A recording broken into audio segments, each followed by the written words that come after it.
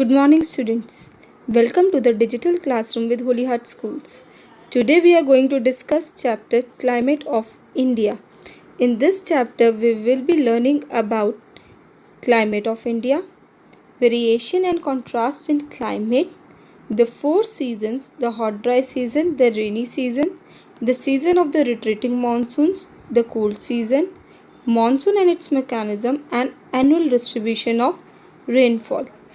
While going through this topic, we will be learning some new words like climate, an average weather condition of a place for a long period of time. Number 2, temperature, degree of hotness or coldness. Number 3, atmospheric pressure, pressure exerted by air on the earth's surface. 4, subcontinent, a large landmass smaller than a continent. Number 6, Indian subcontinent, India along with its neighboring countries. Continental type of climate, climate characterized by hot summers and cold winters.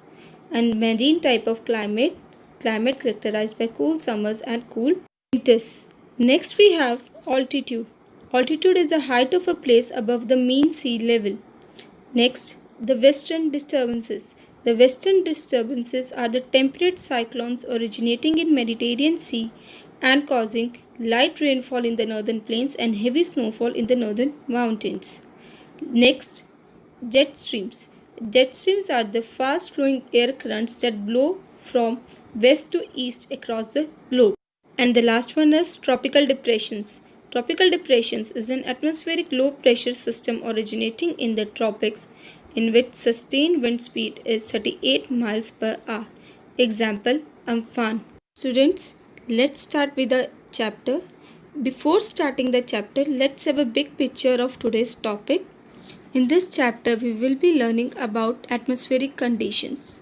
The atmospheric condition of a place basically depends upon two things: climate and weather. Weather is an atmospheric condition of a place for a short period of time, whereas climate is an atmospheric condition of a place for a long period of time. Climate and weather are mostly made up of same elements: temperature, wind, humidity, atmospheric pressure, and precipitation. Weather conditions fluctuate within a day. On the basis of generalized atmospheric condition, we have categorized country into three main seasons, that summer season, winter season, and rainy season. In India, we have monsoon type of climate which is mostly found in the southern India. It is greatly influenced by the monsoon winds. So now let's start with the reading of the chapter. The climate of our country is mainly based on the study of its temperature. Temperature is a degree of hotness or coldness. The temperature of an area depends upon the sun rays received by that area. Next is rainfall. Rainfall is a precipitation in the form of water droplets. Rainfall can be conventional or orographic in nature. Next we have atmospheric pressure. Atmospheric pressure is the pressure exerted by air on the earth's surface. Difference in the atmospheric pressure causes wind. Next we have direction of winds. The direction of winds also determine the temperature of an area. The winds blowing from a hot region will make the place hot, or if it is blowing from the cold region, it makes the place cool. Sometimes the winds bring clouds filled with moisture and cause rainfall. Now if we talk about the climate of India, the climate of India is mainly influenced by the Tropic of Cancer, the Himalayan mountains, and the monsoons. So let's start with the reading.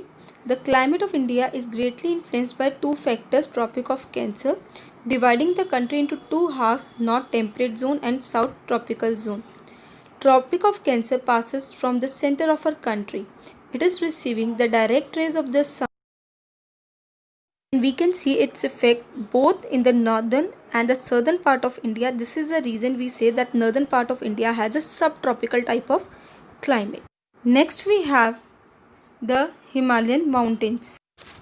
Himalayas act as a natural barrier between the climatic regions of India and Central Asia. They prevent the bitter cold winds from Central Asia from entering India. Also act as a barrier for the rain-bearing southwest monsoon winds. as these winds are intercepted by the northeast Himalayas including Garo, Khasi and Chantia. The Great Himalayan Range separating the Indian subcontinent. Indian subcontinent is the large landmass which includes India, Pakistan, Nepal, Bhutan, Bangladesh, Maldives and Sri Lanka from rest of the Asia, thus preventing the bitter cold winds from Central Asia from entering the country. India is the seventh largest country in the world, covering an area of about 33 million square kilometers and covering the distance of about 3200 kilometers from north to south. In India, we can see a great climatic contrast from north to south. For example, in plains of India, we have continental type of climate. In the coastal regions, we experience maritime type of climate. If we go to the places of the high altitude, we have cool summers and extremely cold winters. So we can see the great contrast in a single country. But one factor unifies the complete India, that is Indian monsoons. The whole of the country gets rainfall from these seasonal winds. So now let's read.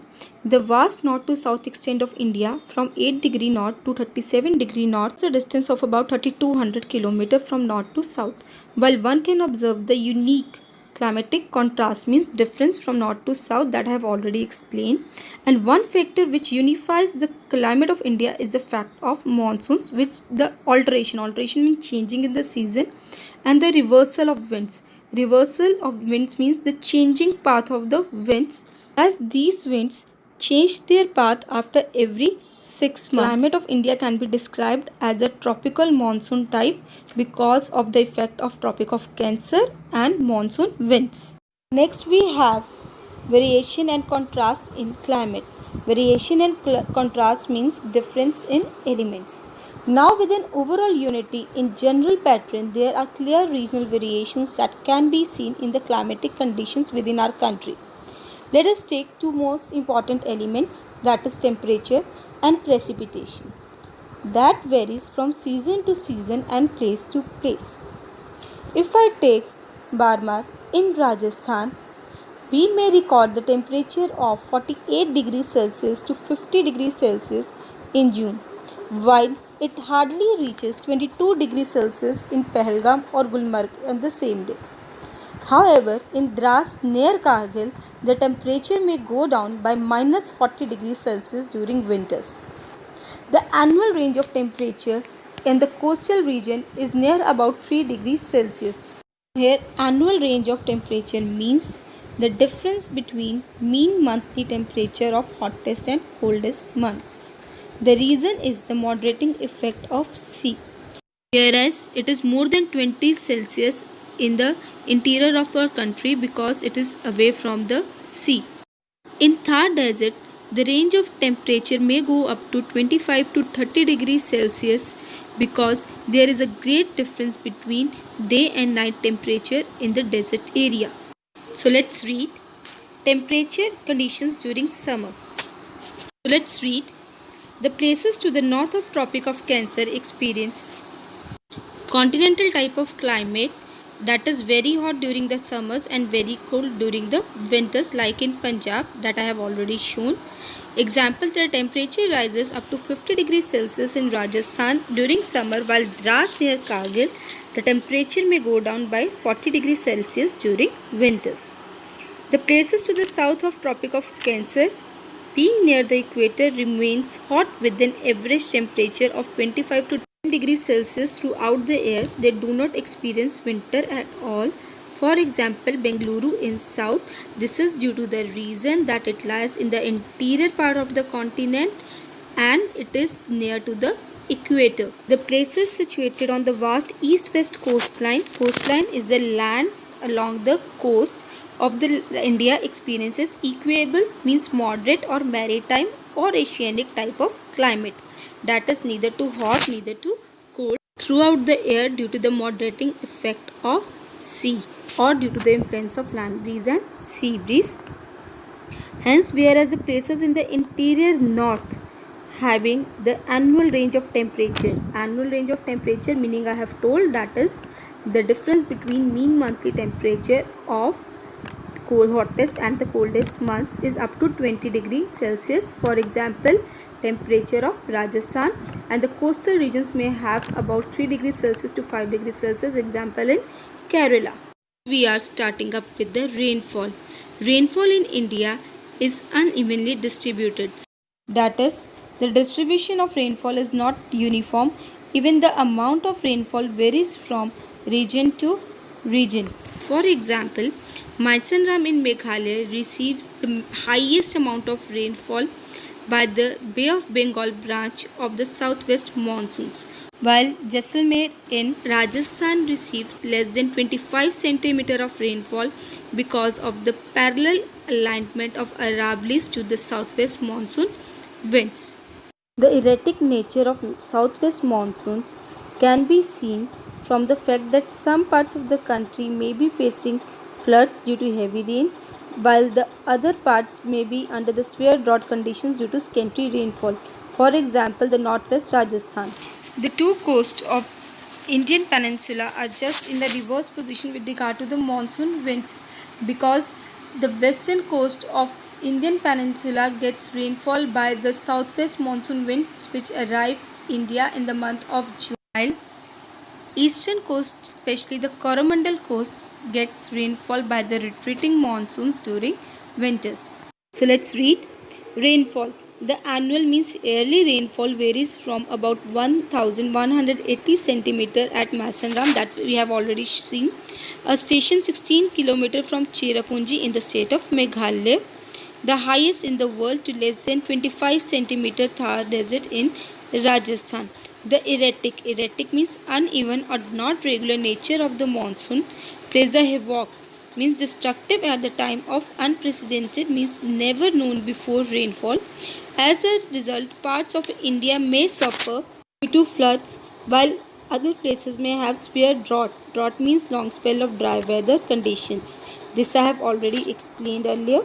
The two coasts of the Indian peninsula, the land surrounded by water on three sides, are just in the reverse position with regard to monsoon winds. This also I have told.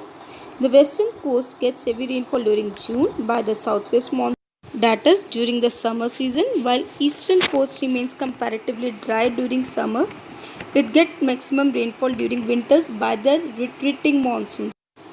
Himalayan regions at a high altitude. Altitude means height above the sea level, get snowfall during winters, while the places in the South India, even at a higher altitude, never experience any snowfall, being nearer to equator.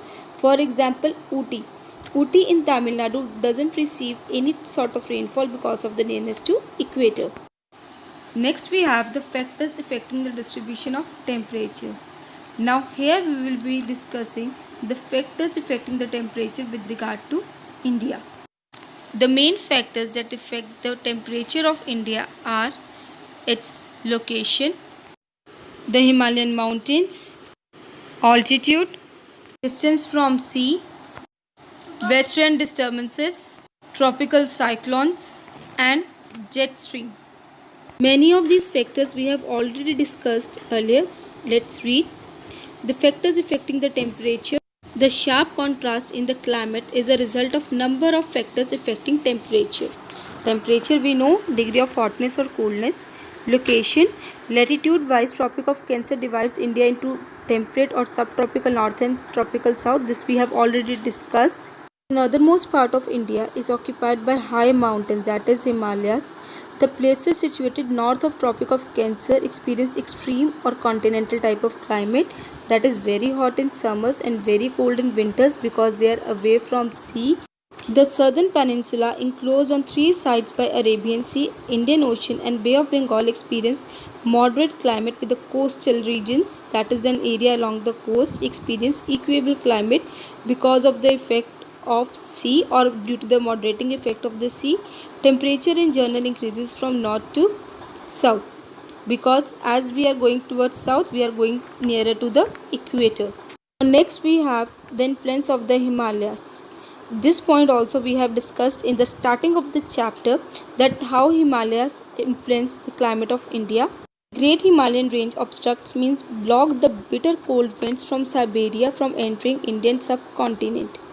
The Himalayan range intercepts means obstruct so as to prevent them from Going further, the rain-bearing southwest monsoon winds forcing them to shed their moisture, resulting in the rainfall in the northeast and Indo-Gangetic plains. As we have already learned that Bay of Bengal branch of southwest monsoon winds is intercepted by the northeastern Himalayas, which forces them to shed their moisture there. Next we have altitude. Altitude means height above the mean sea level. The height of the place also determines its temperature. The higher we go, the lower will be the temperature, because temperature decreases at the rate of 1 degree Celsius at every 166 meter. This is known as lapse rate. Hence, places situated at the higher altitudes are cooler as compared to places in the plains. For example, Ludhiana and Simla are on the same latitude, but still Shimla has lower temperature than Ludhiana because of its altitude.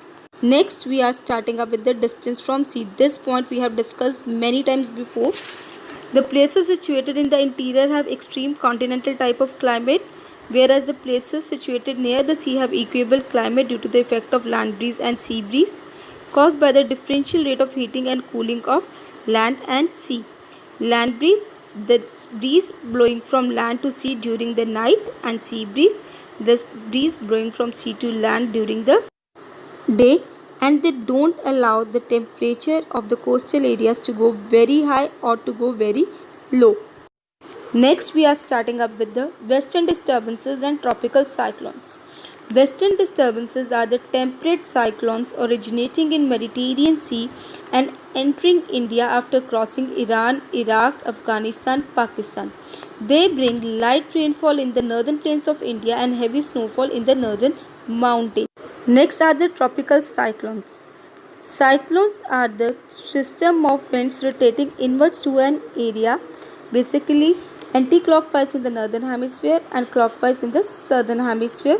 They originate within the tropics and cause heavy destruction of life and property. The east coast of India is hit by these cyclones which originate in Bay of Bengal, causing a heavy destruction in the states of West Bengal, Odisha, Karnataka. One of the example of these tropical cyclones is Amphan. Now let's read this. During winter, there is an inflow of low pressure depression called western disturbances in the northwest India. These western depression originated in Mediterranean Sea, that I have already told, and entered India after crossing Iraq, Afghanistan and Pakistan. They intensify. Intensify means to become stronger over northwest India and move eastwards, causing rain in Punjab and Haryana and snowfall in the Himalayan belt. During the summers, the whole of the east coast of India comes under the influence of tropical depressions that are the low pressure system originating in the head of Bay of Bengal. They cause heavy loss to the life and property. This also we have discussed right now. In the end, we have the upper air current or jet streams. Jet streams are the air currents that blow at the height of 12 to 16 km in the troposphere. They are responsible for the onset and departure of monsoons in India.